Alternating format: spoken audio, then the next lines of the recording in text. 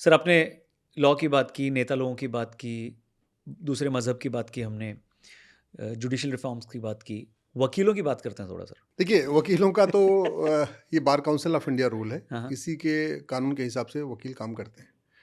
ये कानून कहता है कि इसका रूल 49 है, हाँ, कहता है कोई भी सैलरीड पर्सन हाँ। वकालत नहीं कर सकता।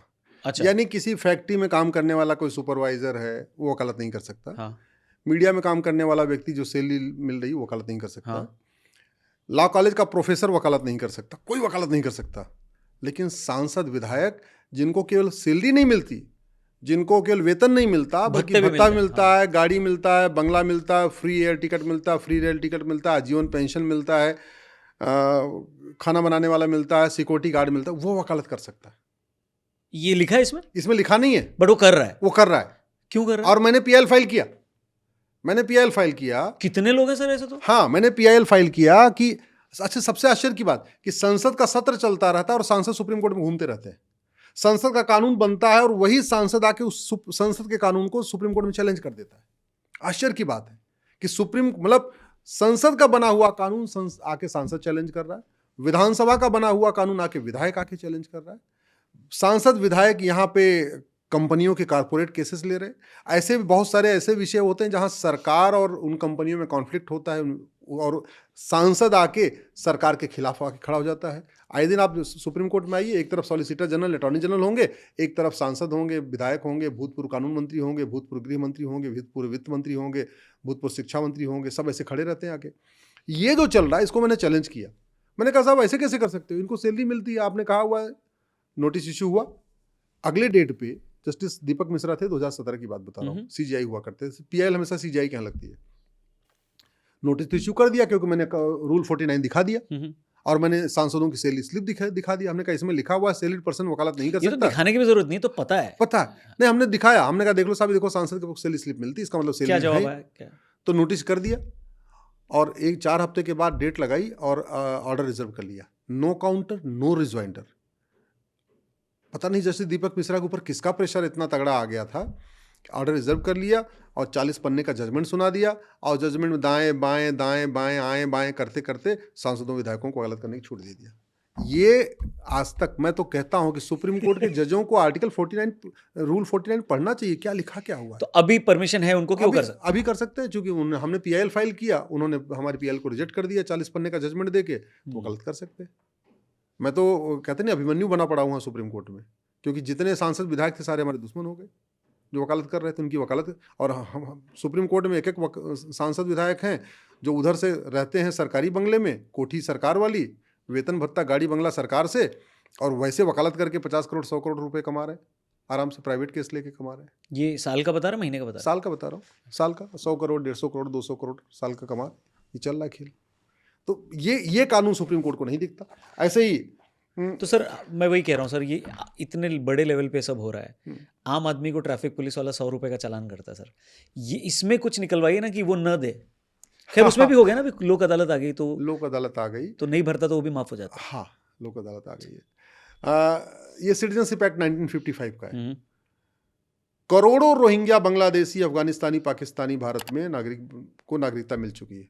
आप मुझे कोई एक व्यक्ति बताइए जिसकी नागरिकता गई हो, किसी आतंकवादी की नागरिकता गई हो, अलगाववादी की गई हो, जिहादी की गई हो, नुमादी की गई हो। वो लेके आप क्या करेंगे? नागरिकता लेके आप उसको बाहर निकाल देंगे? नहीं, नागरिकता ले लीजिए, वो रहे भारत में, रिफ्यूजी बन के रहे ना, शरणार्थी बन के रहे हो, तो फिर वो और रकस क्रिएट करेगा। लेकिन नागरिकता तो खत्म होनी चाहिए ना भाई। कानून किस लिए बना रखा है कि रोहिंग्या भी नागरिकता लेते जा रहे हैं, घुसपैठिए भी नागरिकता ले जा रहे हैं, सबको नागरिकता मिलती चली जा रही है। और आज की डेट में ऐसे कम से कम 3 करोड़ के आसपास विदेशी हैं जिन्होंने नागरिकता भी ले लिया, सारे डॉक्यूमेंट भी बनवा लिए हैं सब इधर उधर करके, और वो बाकायदा वोट भी कर रहे हैं। एसआईआर में वही तो भाग रहे हैं, एसआईआर का विरोध इसीलिए किया जा रहा है क्योंकि एसआईआर में अब ये मांगा जा रहा है कि आप अपने माता पिता का भी बताइए, हाँ, कि वो कहाँ के हैं। तो जब माता पिता तक पहुंचते हैं तो बात खुल जाती है। बात खुल जाती है। तो ये भाग के जा कहाँ रहे हैं? क्योंकि मैंने कई सारी ऐसी डॉक्यूमेंट्रीज देखी हैं और रिपोर्ट्स देखी हैं मीडिया की, जहाँ पे दिख रहा है कि अब इस इलाके से इतने वोटर्स चले गए, तो कहाँ चले गए? वापस देश जा रहे हैं अपने? नहीं, उसमें से कुछ वापस जा रहे हैं। जैसे आपकी कलकत्ता की कॉलोनी थी, वहाँ से 2 लाख वोटर में से केवल 12,000 मिले। गुलशन कॉलोनी। गुलशन कॉलोनी, हाँ। हाँ। ऐसे हावड़ा में एक जगह है, वहाँ पे भी ये स्थिति हुई है। तो ये लोग कहाँ वापस बांग्लादेश जा रहे हैं? नहीं, अब चूंकि बिहार में एसआईआर हो गया ना, हाँ। तो जो बिहार के आसपास है वो बिहार में चले आ रहे हैं, जो बांग्लादेश के बॉर्डर में वो बांग्लादेश चले जा रहे हैं। ये देखना 6 महीने के बाद फिर घूम के आ जाएंगे। क्योंकि उनको पता है कि यहाँ पे कोई दिक्कत नहीं है, यहाँ तो पे अब यही वो पॉइंट है ना, जब अथॉरिटीज को सजग रहना पड़ेगा कि अब जब वो आ रहे हैं हाँ, वापस, हाँ। तो उस पे भाई कंट्रोल आज की डेट में जब बिहार में SIR शुरू हुआ तो बिहार के बहुत बड़ी मात्रा में चले गए वो बंगाल झारखंड चले गए। अब जब बंगाल झारखंड शुरू हो रहा है तो फिर बिहार आ जाएंगे, झुग्गी छोड़ के चले जा रहे हैं अपना सामान तंबू पंबू लेके, बाद में फिर पलट के आ जाएंगे वो तभी। और अच्छा, दूसरा मैं आपको बता रहा था, इस समय SC/ST जो एक्ट है इतना इसके मिसयूज हो रहा है, कई अदालतों का फैसला आ चुका है। हम जब कानून बनाते हैं ना तो मिसयूज पे हम मिसयूज के बारे में सोचते ही नहीं है। कानून होना चाहिए, SC/ST एक्ट होना चाहिए, डाउरी का कानून होना चाहिए, ठीक है, दहेज उत्पीड़न कानून होना चाहिए, डोमेस्टिक वायलेंस का हर कानून होना चाहिए, लेकिन कम से कम उसके मिसयूज पे भी कुछ रोक लगाने की व्यवस्था होनी चाहिए। ठीक है, क्या कानून में ऐसा कोई प्रोविजन है कि एक ओपन एंड शट केस है जहां पे एक व्यक्ति ने एक लड़की के साथ गलत काम किया, उसके सारे सबूत भी हैं, दिख रहा है, फिर भी उस आरोपी को अपने को डिफेंड करने के लिए भी प्रोविजन है, ये पक्की बात है? ये हर जगह होता है, वर्ल्ड वाइड होता है? या कि अगर ओपन एंड शट केस है, सब कुछ क्लियर है, तो भाई उसको सजा दो, खत्म करो, आप उसको भी वकील दे रहे हो, फिर लंबा इतना खिंच रहा है ये मामला? डिफेंड करने के लिए सबको मिलता है, ठीक है। ड्रग के केस में सिंगापुर में नहीं है, वहाँ कोई डिफेंड नहीं करने का, वहाँ सीधे उठा के टांग देते हैं, लेकिन डिफेंड करने का अपने को मौका सब देते हैं, लेकिन मौका इतना लंबा नहीं देते, 5 साल 10 साल 20 साल ना, ऐसे नहीं देते। तारीख पे तारीख, इतनी तारीख नहीं पड़ती, आपको 2 डेट दे दिया, जो बात कहनी अपनी 2 डेट पे कहो, कहाँ बात खत्म हो गई। पर यहाँ पर भी सर एक वकील की नॉलेज, विजडम और उसके मॉरल्स और एथिक्स पे आते हैं कि उसको भी पता है कि ये मुजरिम है, तो क्या वो फिर भी उसको डिफेंड करेगा? हाँ, डिफेंड करता है, डिफेंड करता है। तो ऐसा कोई प्रोविजन नहीं है कानून में कि यार जब तुमको भी पता है कि उसने गलत किया है तो तुम डिफेंड क्यों कर रहे हो? नहीं, कानून में ऐसा कोई प्रोविजन नहीं है, और bar council of India rule कहता है जो आपके पास आया है, जो आपको बता रहा है, आप उसी को सच मान के वही बात जाके जज के सामने कह दो, भले आपको पता है सच क्या है। सच क्या है, लेकिन जो आपका क्लाइंट कह रहा है वही बात आप लिख दो, जो आपका क्लाइंट कह रहा है वही बात जाके बोल दो, वही जाके बहस कर दो। लेकिन वो सच क्या है ये निकलवाने के लिए तो आपके पास वही तरीका होना चाहिए। आप किसी के मन की बात तो नहीं जानते ना, अंदर उसके क्या चल रहा है, क्या कह रहा है। वो सच झूठ को ही गंभीर अपराध घोषित कर दिया जाए, झूठ पकड़ने के लिए नार्को पॉलीग्राफ में करना, तो बहुत सारी समस्याओं का समाधान हो जाएगा। इस फर्जी SC/ST कैटेगरी ने बहुत लोगों की जिंदगी बर्बाद कर दिया, जो फर्जी केस कर रहे हैं। और फर्जी केस क्यों कर रहे हैं? क्योंकि केस करते 2 लाख रुपए मिल जाता है, तो पैसा कमाने के एक तरीके जरिया भी बन चुका है। कौन देता है? जिसके ऊपर केस हुआ वो 2 लाख देना पड़ेगा उसको? सरकार देगी एज ए कंपनसेशन। तो अगर मैंने आप पे कुछ कमेंट कर दिया, हाँ, जो कि इस के अगेंस्ट जाता है, हाँ, तो सरकार आपको, क्योंकि आपकी भावना आहत हुई है, हाँ, आपको 2 लाख रुपए मिल 2 लाख रुपए मिल जाएंगे। अभी फैसला आया, वो पैसा भी वापस करवाया कोर्ट ने, बोला इसका पैसा वापस करो, तुम्हारा फर्जी SC/ST केस। अच्छा, इसका जो मिसयूज हो रहा है कि केवल ऐसे नहीं हो रहा है कि वो भी एक व्यक्ति कर रहा है, पॉलिटिकल जो अपनी विरोधी हैं उनको फंसाया जा रहा है, बिजनेस में इसका बड़े पैमाने पे उपयोग किया जा रहा है। गांव में जो दबंग टाइप के लोग होते हैं वो दूसरों को परेशान के लिए इसको, जो उनके घर में नौकर है या कोई और है, उसको यूज़ कर रहे हैं।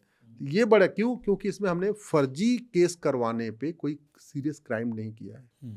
जब तक फर्जी कोई भी आप अच्छा कानून बनाएंगे, जब तक उसमें आप फर्जी शिकायत, फर्जी जांच, फर्जी गवाही को सीरियस क्राइम नहीं बनाएंगे, तब तक उसका मिसयूज होता रहेगा, और लाखों लोगों की ज़िंदगी बर्बाद हो चुकी। कई लोग सुसाइड कर चुके हैं ऐसे फर्जी केस के कारण, फर्जी बलात्कार के केस कारण, फर्जी SC/ST केस कारण कई लोग सुसाइड कर चुके हैं।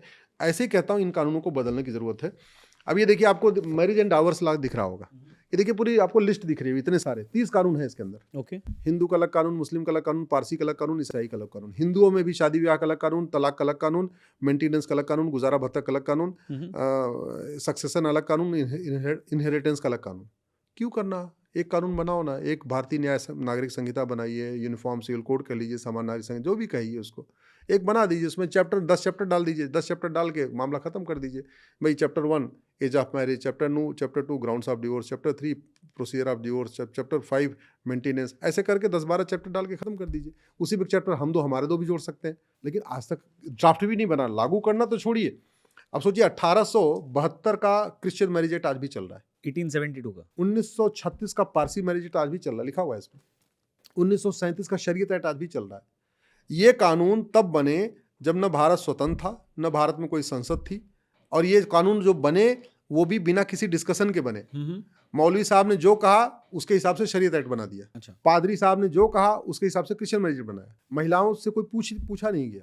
इसलिए जो आज़ादी से पहले बने वाले कानून है फैमिली लॉ, वो सारे मेल डोमिनेटेड कानून है।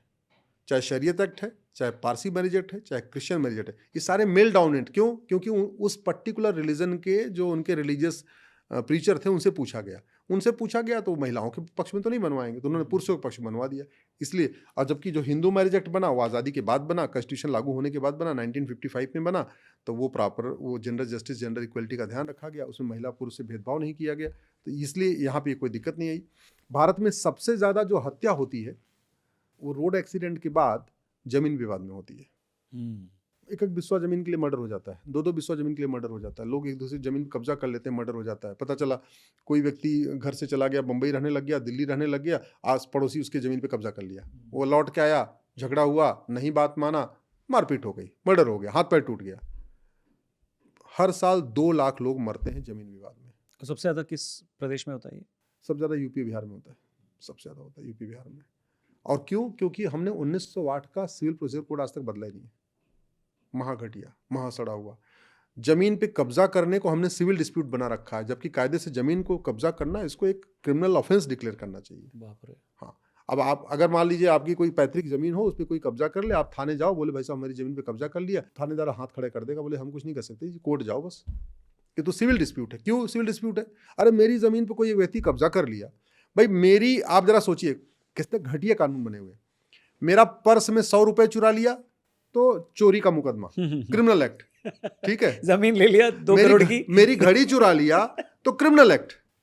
मेरा 10,000 का मोबाइल चुरा लिया तो अभी क्रिमिनल एक्ट, अपराध। और मेरी 10 करोड़ की जमीन पे कोई कब्जा कर लिया तो क्रिमिनल एक्ट नहीं, सिविल एक्ट है, अब हमें कोर्ट में जाके चक्कर लगाऊं। ऐसे ऐसे घटिया कानून बने हुए हैं, इसलिए कह रहा है इन कानूनों को बदलना है। ये देश जो परेशान है, ऐसे घटिया कानूनों से परेशान है, इनको बदलने की जरूरत है। हमारे देश में ये देखिए मकोका है, महाराष्ट्र कंट्रोल ऑफ, ठीक है, ऑर्गेनाइज। लव जिहाद ऑर्गेनाइज क्राइम होता है, इसमें कहीं लिखा नहीं। लैंड जिहाद ऑर्गेनाइज क्राइम है, इसमें कहीं लिखा नहीं। धर्मांतरण ऑर्गेनाइज क्राइम है, इसमें कहीं लिखा नहीं। घुसपैठ ऑर्गेनाइज क्राइम है, कहीं लिखा नहीं। तो मकोका बना दिया ऑर्गेनाइज क्राइम के लिए, लेकिन क्या क्या ऑर्गेनाइज क्राइम इसमें लिखा ही नहीं, लिखा नहीं तो लगता नहीं। फिर जब जिस पर मन करेंगे राजनीतिक विरोधियों को लगा देंगे, नहीं तो नहीं लगाएंगे जहां लगाना है। इस देश में बेनामी कितना ज़्यादा लेन देन हो रहा है, क्यों? क्योंकि कानून महाघटिया है, महासड़ा हुआ है। इस देश में फर्जी आधार बनते चले जा रहे हैं, फर्जी राशन कार्ड बनते जा रहे हैं, क्यों? क्योंकि हमारा ये कानून महाघटिया है। इस देश में घुसपैठी आके 5 करोड़ आके बैठे हुए हैं, क्योंकि हमारा फॉरेनर एक्ट महाघटिया है, महासड़ा हुआ है। इस देश में न्याय बिक रहा है अदालतों में, कोर्ट में, क्योंकि हमारा प्रिवेंशन ऑफ करप्शन महाघटिया है, महासड़ा हुआ है। इस देश में नकली दवाइयों का कारोबार चल रहा है। अब तो बुखार और जुखाम की दवाइयां नकली मिल रही, क्यों? कि 1940 का कानून है, देख लीजिए अभी तक। तो नकली दवा बना के अगर कोई बेच रहा है और पकड़ा गया तो कितना सजा है? मैक्सिमम 7 साल, 3 से 7 साल। वो भी बेलेबल ऑफेंस? हाँ, मतलब आप नकली दवा में क्या बोलते हैं, साइनाइड डाल के बेच दो तो भी 3 से 7 साल। आप जरा सोचिए इस कानून का कितना। तो ये मर्डर के इक्विवेलेंट हो गया ना? हाँ, मतलब इस देश में आप किसी एक व्यक्ति को गोली मार दो तब तो हत्या, और उसको नकली शराब पिला के मार दो तो गैर इरादतन हत्या। सलमान खान बन के उसके रात के ऊपर चढ़ा दो तो गैर इरादतन हत्या। सर ड्राइवर चला रहा था गाड़ी? हाँ ड्राइवर चला रहा था, ठीक है, ड्राइवर चला रहा था, तो ड्राइवर को सजा हुई क्या? नहीं हुई ना। हाँ, बाहर हो गए, सब बाहर निकल आए। इस देश में मतलब आप गोली मारो तब तो हत्या, और अपनी गाड़ी से रौंद दो तो हत्या नहीं। ऐसे ही ये अपना ड्रग का कानून है, नकली दवाइयों का पूरा कारोबार चल रहा है।